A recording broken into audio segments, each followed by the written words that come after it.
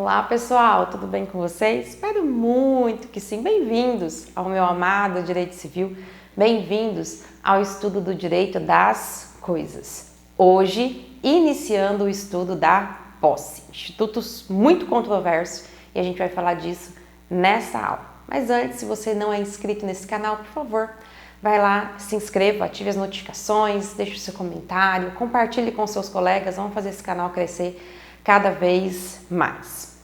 Vamos lá, pessoal. Então nós vamos falar nessa aula sobre as noções gerais de posse e eu já quero destacar duas coisas com vocês. Primeiro, nós não vamos conceituar a posse nessa aula, nós teremos uma aula própria de conceituação de posse, até porque o conceito de posse é uma análise muito técnica dos próprios dispositivos da lei. Então, posse, ou o conceito de posse, ele é extraído de 3 artigos, 1196, 1198 e 1208 do Código Civil. Então, nós teremos uma aula só conceituando posse. E outra coisa que eu gostaria de destacar aqui com vocês é acerca da quantidade de controvérsias que nós temos acerca do direito de posse. Então, eu queria chamar a atenção de vocês para o fato de que, muitas vezes, você vai assistir uma outra videoaula que apresente uma natureza jurídica da posse diferente do que eu vou apresentar aqui. Ou você esteja seguindo aí uma doutrina que talvez contrarie algum entendimento que eu vá falar aqui. Então, por isso que eu vou procurar mostrar para vocês qual é o meu entendimento, claro que baseado em doutrina, em jurisprudência, mas já deixando bem claro que talvez o seu professor da graduação ou talvez um outro professor que você assiste aí de cursinho, videoaula, tenha um entendimento diferente, e isso é normal em se tratando de posse, dada a sua natureza jurídica controversa. Tudo bem? Então, esclarecidas essas questões, nós vamos avançar com a primeira polêmica. Qual é a natureza jurídica da posse? A posse é o quê? Então, a polêmica está aqui, ó. A posse é um direito real ou a posse é um estado de fato? Lembra que eu disse para vocês lá quando a gente começou estudando o direito das coisas e eu fui justificar o fato de chamar a disciplina direito das coisas e não direitos reais, como alguns doutrinadores? É com base exatamente nessa natureza jurídica da posse que eu fundamentei o fato de que eu considero mais acertada a escolha do nome da disciplina de direito das coisas, porque na minha concepção e de alguns doutrinadores, posse não é um direito real. E a gente já tem alguns embasamentos teóricos para afirmar isso.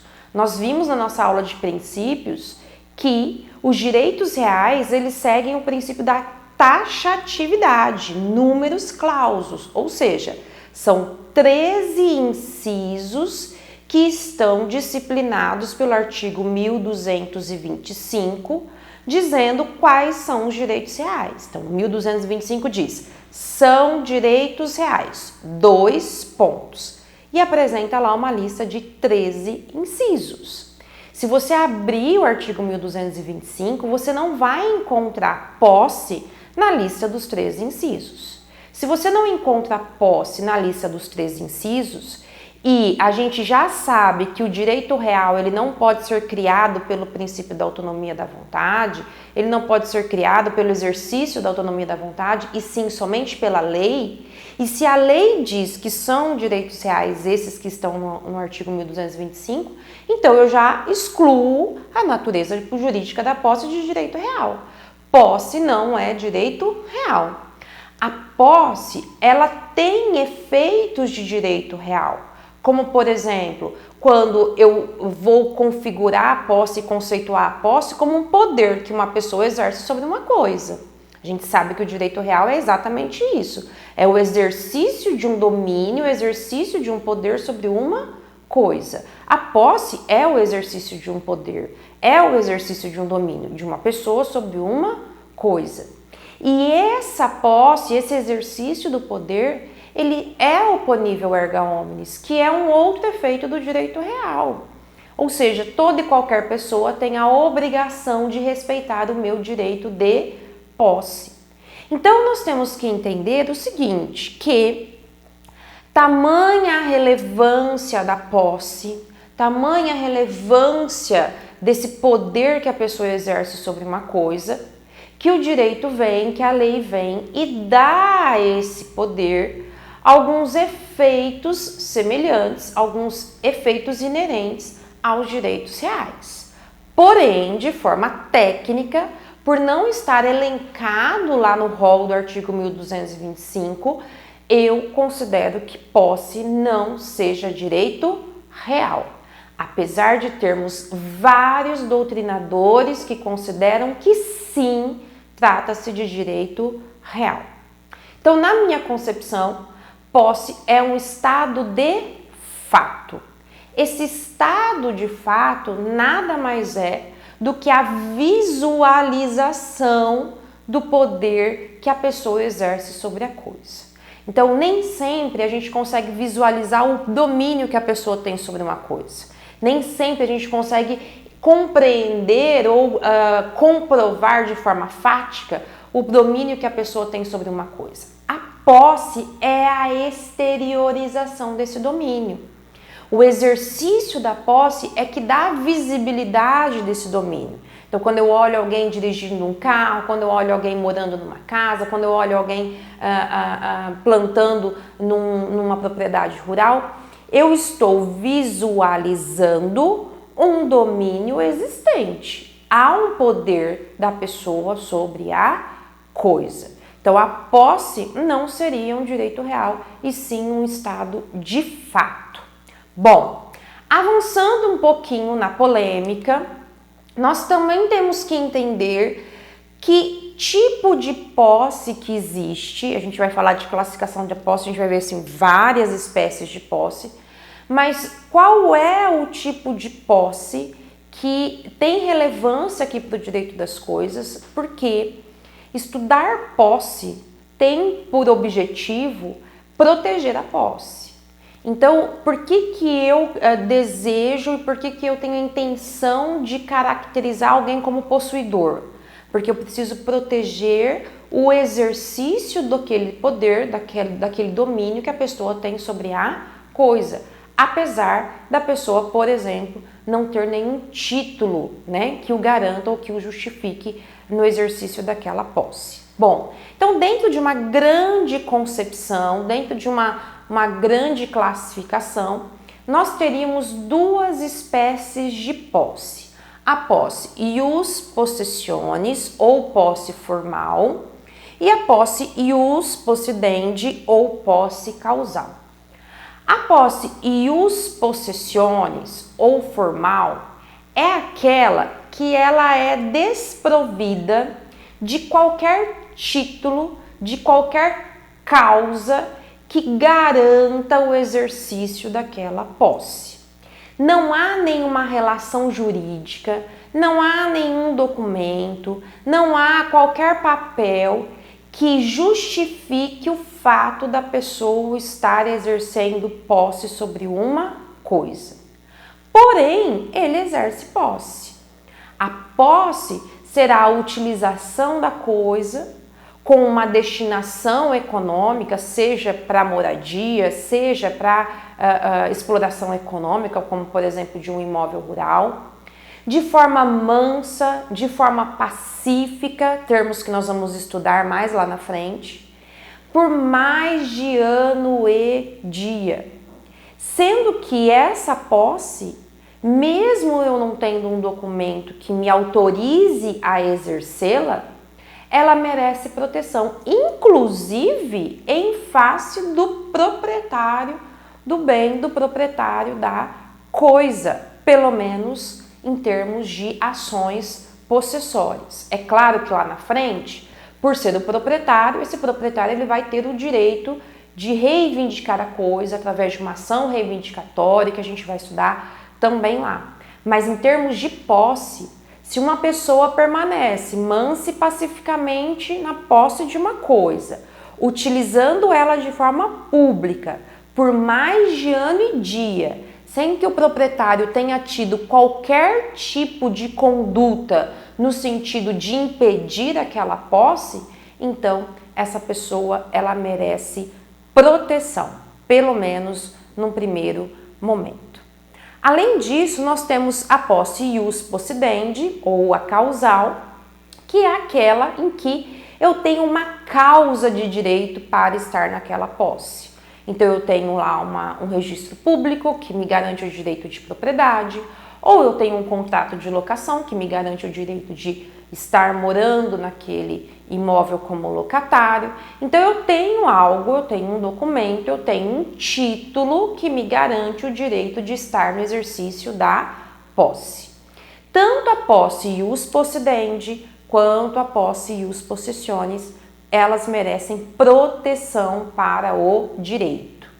Claro, pessoal, que a posse ius possessionis, ela tem alguns critérios, alguns requisitos que vão, então, ser demonstrados quando a gente for conceituar a posse. Não é qualquer posse. Não é simplesmente eu pegar um carro e sair andando, sim, eu tenho posse. Não, se eu furtei o carro, eu não tenho posse. Então, a posse ius possessionis é aquela mansa, pacífica, pública, por mais de ano e dia, que pode ser protegida, inclusive, em face do verdadeiro proprietário, pelo menos num primeiro momento. Bom, porém, avançando um pouquinho mais na configuração dessa posse, a gente vai ver que existem alguns autores que vão estender um pouquinho, ou alargar um pouquinho mais essa configuração da posse, até para que não haja a exclusão de nenhuma espécie de posse para proteção. Então, se eu preciso proteger a posse, eu preciso demonstrar quais são as espécies de posse que merecem a proteção. Então, o Rosenwald ele vai falar de uma configuração tridimensional da posse. Então, essa classificação do ius possessionis, ius possidendi, ela já vem do Carlos Alberto Gonçalves, do Silvio de Salvenosa. Aí, o Rosenwald, ele já resolve alargar um pouquinho mais, não ficar só no ius possessionis e ius possidendi, mas ele vai dizer, não, olha, a gente precisa dar uma configuração tridimensional para essa posse, para que fique de uma vez por todas claro que tipo de posse merece proteção, para que ninguém tenha, então, dúvidas. Então, nessa configuração tridimensional, nós temos 3 espécies de posse. A posse real, que é a posse decorrente do exercício de um direito real. Então, quais são os direitos reais? Eu tenho lá direito de propriedade. Então, se eu sou proprietário, eu também exerço a posse. Se eu sou usufrutuário, então o usufruto é um direito real. Se eu sou usufrutuário, eu também sou possuidor, eu exerço a posse. Se eu sou superficiário, então se eu posso construir ou plantar sobre um terreno, então eu também tenho posse. Então é aquela posse que na classificação anterior é a posse causal, é a ius possidendi, é aquela que eu tenho um título e que esse título me garante o exercício não só do direito real, mas também do direito de posse. Então, a posse está atrelada ao direito real, mas é um direito autônomo, até porque nós vamos aprender que existe a posse direta e a indireta. Até porque a gente vai ver que o nu proprietário, apesar de não estar usufruindo do imóvel, ele também tem posse, mas uma posse indireta. Bom, seguindo nessa configuração tridimensional, nós temos a posse obrigacional. É aquela posse que vem de uma relação jurídica obrigacional. É aquela posse que eu não tenho nenhum direito real sobre a coisa, eu não tenho propriedade, eu não tenho usufruto, eu não tenho superfície, eu não tenho servidão, mas porque eu faço um acordo de vontades com quem tem, então eu garanto e adquiro o direito de possuir a coisa. Então é aquela que decorre dos contratos, né? Contrato de comodato, contrato de locação, o contrato de mútuo. São aquelas relações obrigacionais em que o proprietário da coisa autoriza que eu use a coisa. Mas eu a uso não porque eu sou detentora de um direito real. Eu a uso porque alguém me garantiu e me autorizou a utilizá-la, mesmo que eu não seja, então, proprietária ou tenha qualquer outro direito real. Então, essa é a posse obrigacional. E a posse fática, que na classificação anterior é o ius possessionis, é aquela que não tem nenhum título. Eu não tenho nenhum direito real, quer dizer, eu não tenho uma escritura pública registrada ali demonstrando que eu tenho um direito real e também não tenho nenhum contrato dizendo que eu posso utilizar aquela coisa. Na verdade, é um estado de fato. É quando eu encontrei uma coisa essa que não tinha qualquer exercício de posse, em que eu comecei a utilizar, em que eu comecei a dar uma destinação econômica à coisa, em que eu comecei a utilizá-la de forma pública, todo mundo sabia, ninguém contestou, ninguém veio divergir, ninguém veio dizer que eu não podia estar ali, eu continuei ali por mais de ano e dia, então eu tenho a chamada posse fática. Todas as três, seja a posse real, seja a obrigacional, seja a fática, elas merecem proteção. Agora, dentre as três, só uma garante a aquisição do direito de propriedade, a posse fática. Então, a posse ius possessionis e a posse fática, elas podem gerar, ao longo de um tempo e com a conjugação de vários requisitos, a possibilidade de que o possuidor passe a adquirir a coisa agora como proprietário mediante a uso capião. Então, a posse real, a posse obrigacional, a posse ius possidendi, elas não geram aquisição de propriedade.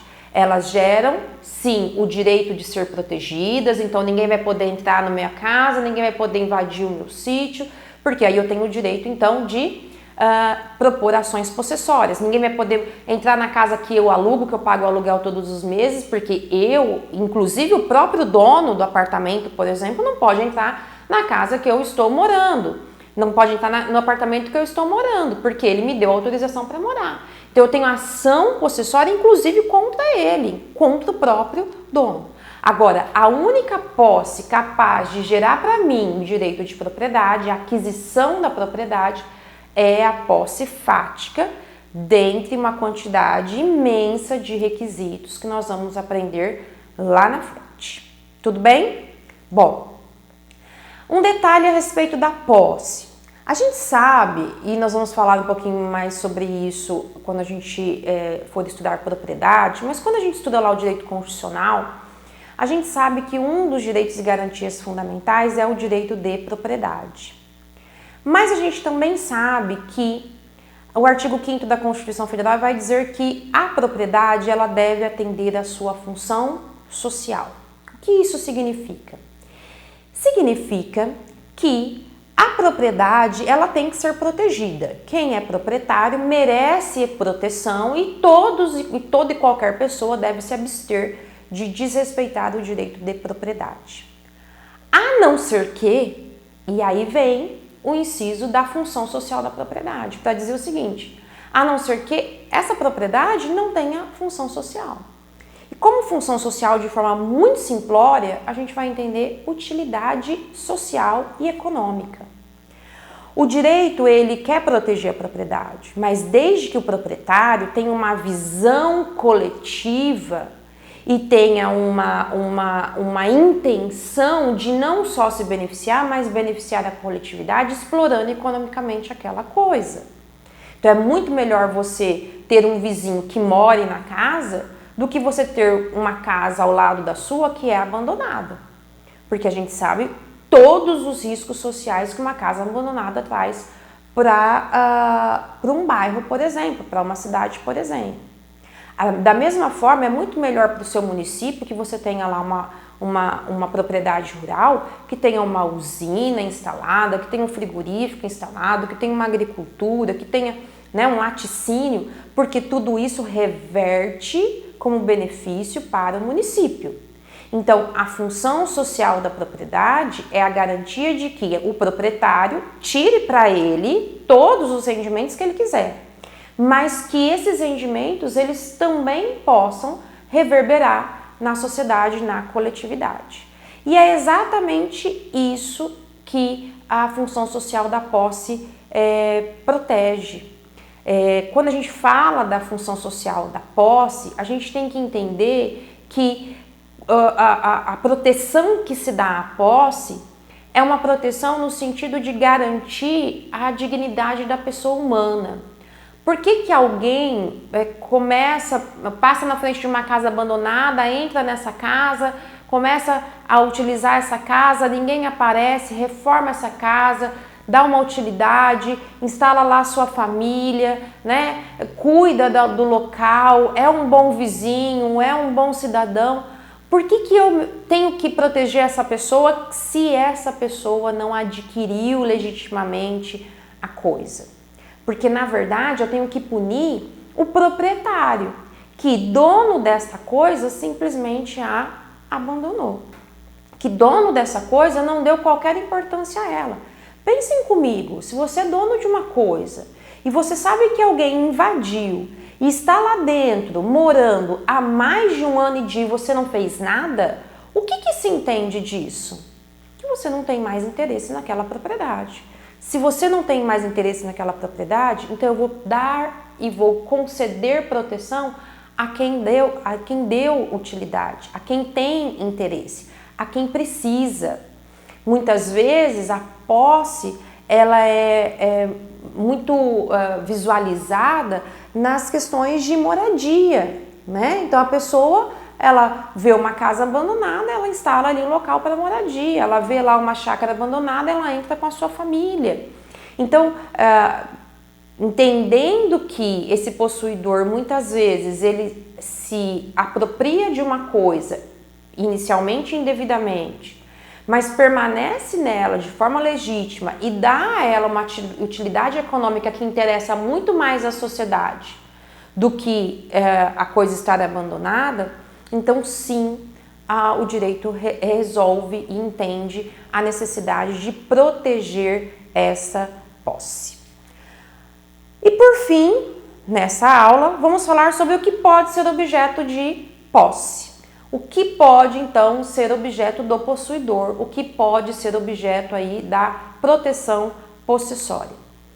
Objeto de posse pode ser a coisa, e coisa, nesse caso, coisas materiais, coisas corpóreas que possuam um valor econômico. Então, eu posso possuir uma casa, um carro, uma chácara, uma motocicleta, uma bicicleta, mas eu não posso possuir bens imateriais, bens que não podem ser visualizados, apesar de alguns autores defenderem sim a possibilidade de posse de bens incorpóreos, mas de forma geral, posse só pode ser exercida sobre coisas corpóreas e de valor econômico. Tudo bem, pessoal? Na nossa próxima aula nós vamos falar sobre as teorias da posse, aula importantíssima, não pulem, apesar de ser teorias, essas teorias são utilizadas muito pelas bancas examinadoras e são cobradas sim em provas de ordem e concursos públicos. Então vale a pena vocês assistirem, tá bom? Então eu espero que vocês fiquem bem, fiquem com Deus e até a nossa próxima aula. Tchau, tchau!